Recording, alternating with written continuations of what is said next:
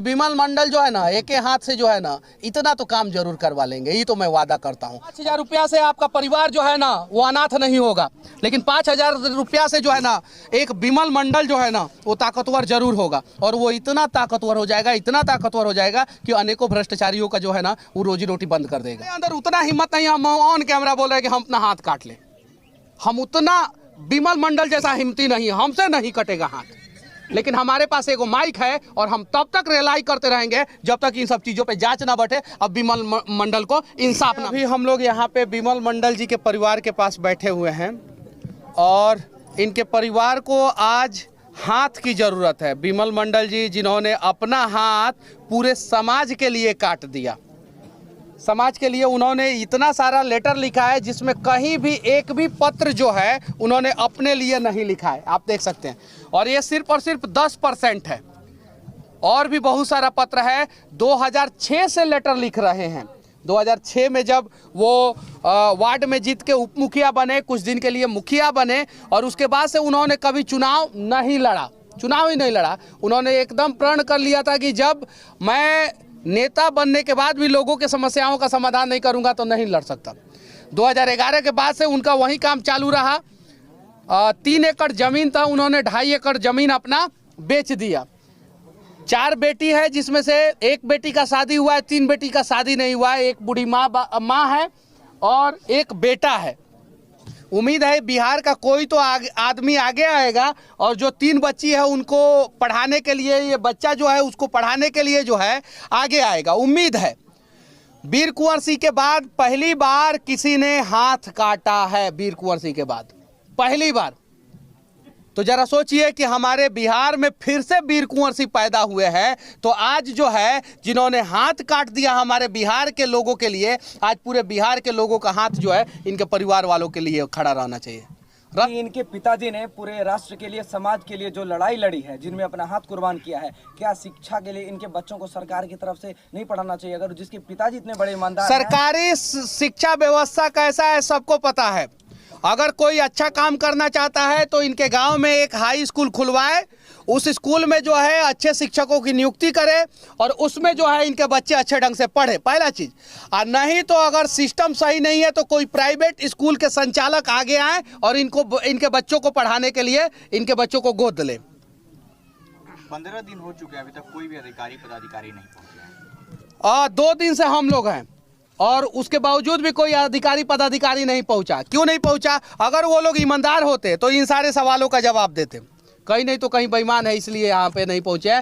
आएंगे तो उन्हीं के साइन से ही रोडवा पास हुआ है, आएंगे तो उन्हीं के साइन से जो है नल जल चल रहा है, आएंगे तो उन्हीं के साइन से जो है स्कूल में टीचर नहीं पढ़ा रहे हैं, तो वो सब भी तो देखने को मिल जाएगा ना। इसलिए डर के मारे विमल मंडल के गाँव में कोई अधिकारी पदाधिकारी नहीं आ रहा है।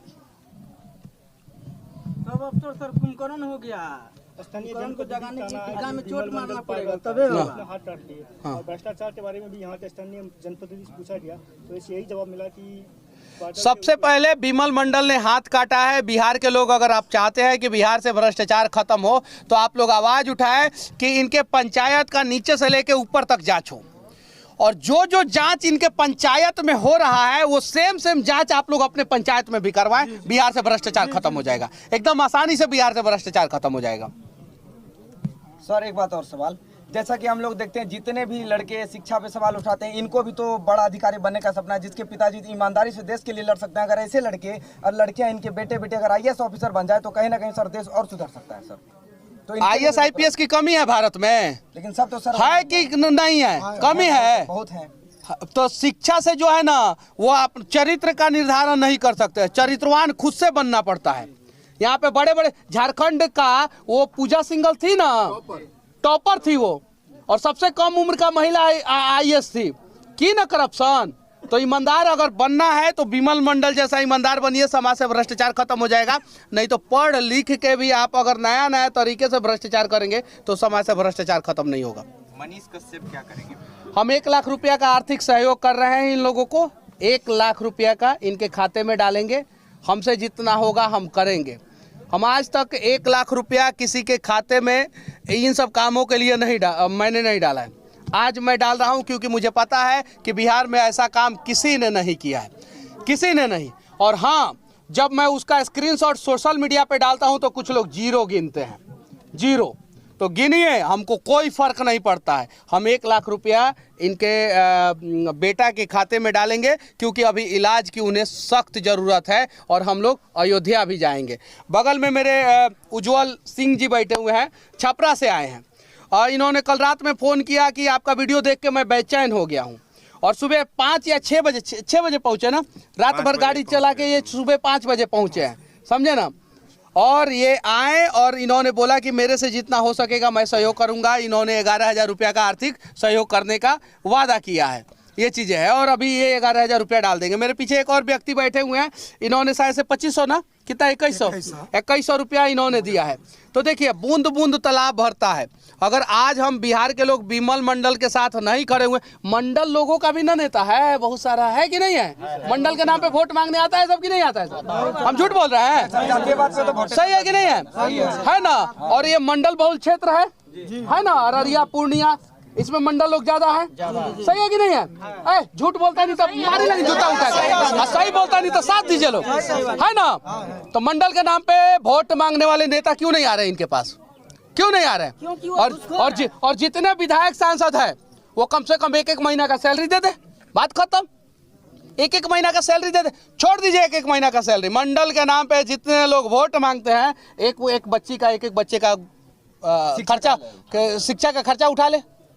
उठाना चाहिए कि नहीं उठाना चाहिए? सर। तो वो लोग अपने बच्चों को न सेट करने के चक्कर में रहेंगे। तो इसीलिए मैं कहना चाहता हूँ बिहार के लोगों, देखो, जाति के नाम पे अगर वोट करोगे तो मरोगे तुम ही लोग, मरोगे तुम ही लोग। और भ्रष्टाचार के खिलाफ वोट करोगे तो अगली बार अगर आप लोग वोट देने जाना तो अपने बच्चे के आंखों में आंखें डाल के ये प्रण करना, ये वादा करना कि इस बार मैं विधायक का किस्मत बनाने नहीं जा रहा हूँ, इस बार बेटा तुम्हारा किस्मत बनाने जा रहा हूँ, मैं सही आदमी को वोट करूंगा।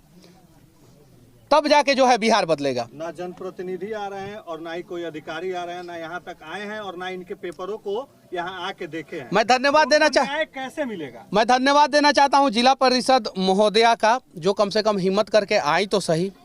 हम लोग हालांकि बहुत कड़वे सवाल उनसे पूछे, लेकिन आई तो सही, धन्यवाद की पात्र है। चलिए ठीक है, जो भी है, जो भी जनप्रतिनिधि आएगा उससे कड़वे सवाल पूछे जाएंगे। लेकिन इकलौती जिला परिषद ही आई है हिम्मत करके, बाकी कोई नहीं आया। सर, इससे पहले एमपी आए थे, लेकिन अभी वर्तमान एमपी का तो गाड़ी तो उधर खड़ा था।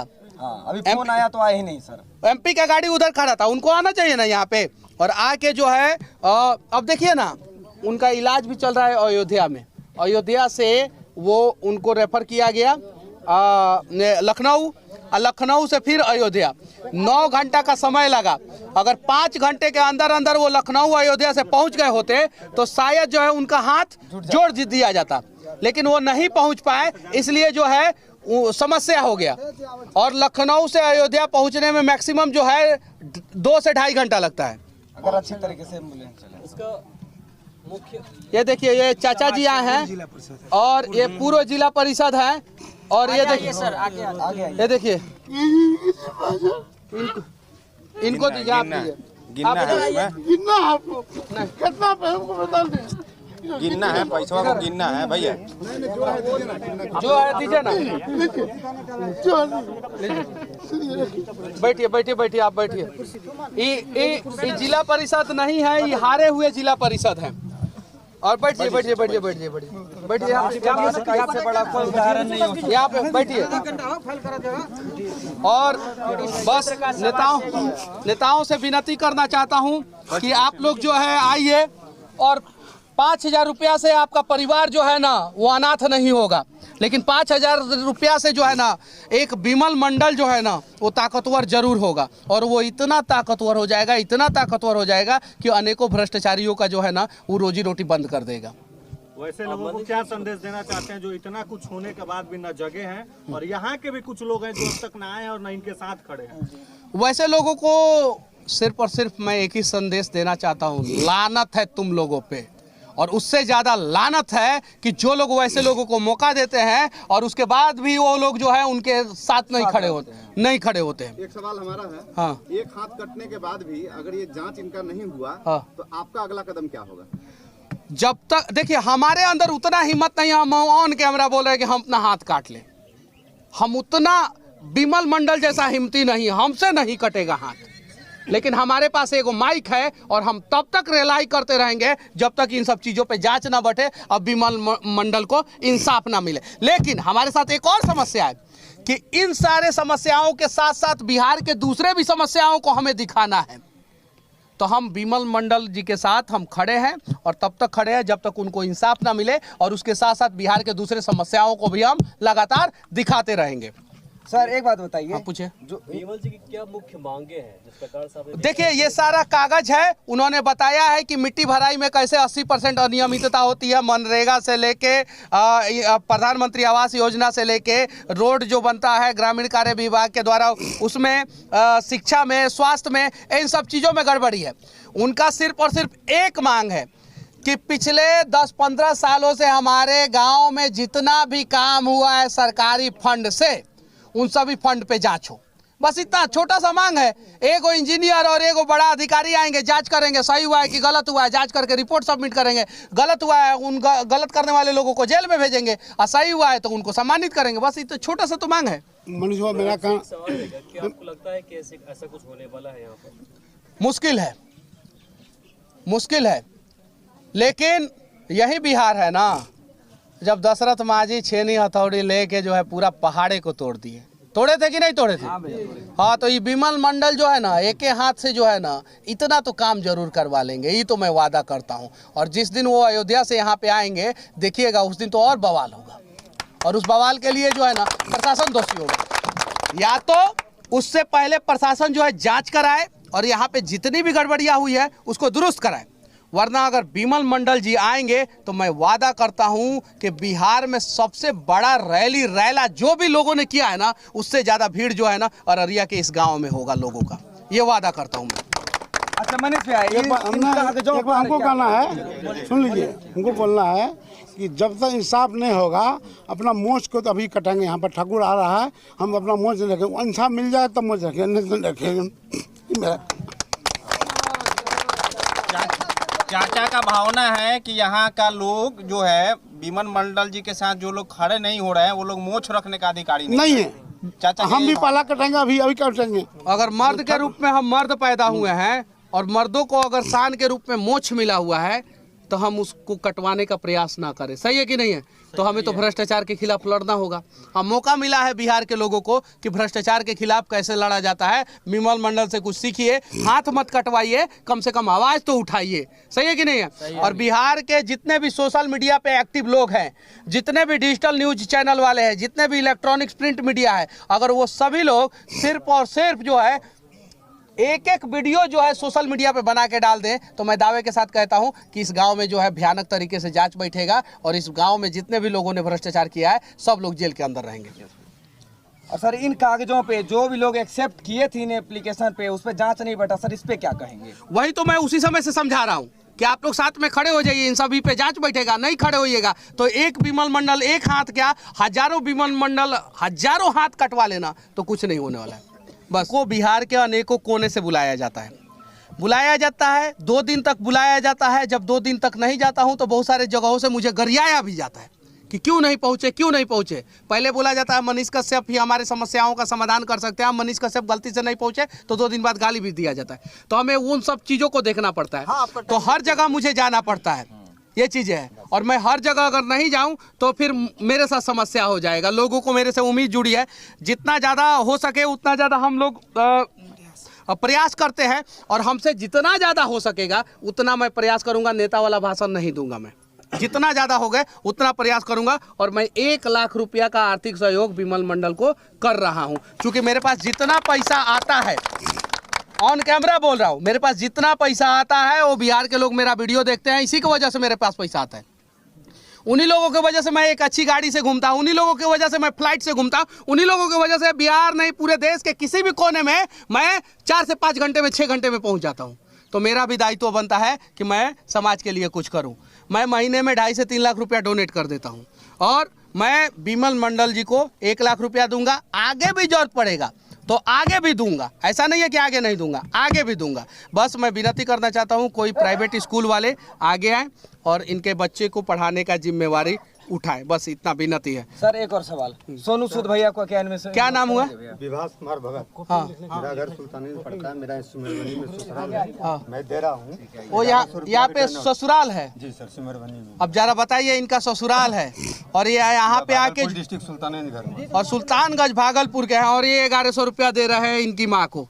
लीजिए माता जी, मेरा एक कहना है लीजिए कि ये आर्थिक मदद तो इनको मिल जाएगी, हाँ। लेकिन ये जिस लिए लड़ाई लड़े ये इंसाफ मिले। चाचा जी ने कहा ना, चाचा जी ने कहा ना मोच कि मोच अभी कमवा तक के रहेंगे। रखेंगे। तो इस गांव के लोग ये प्रण ले, इस गांव के लोग प्रण ले कि हम लोग मोच कमवा कर रहेंगे या तब तक रहेंगे जब तक इनको इंसाफ ना मिले और ब्लॉक को घेर के रखे।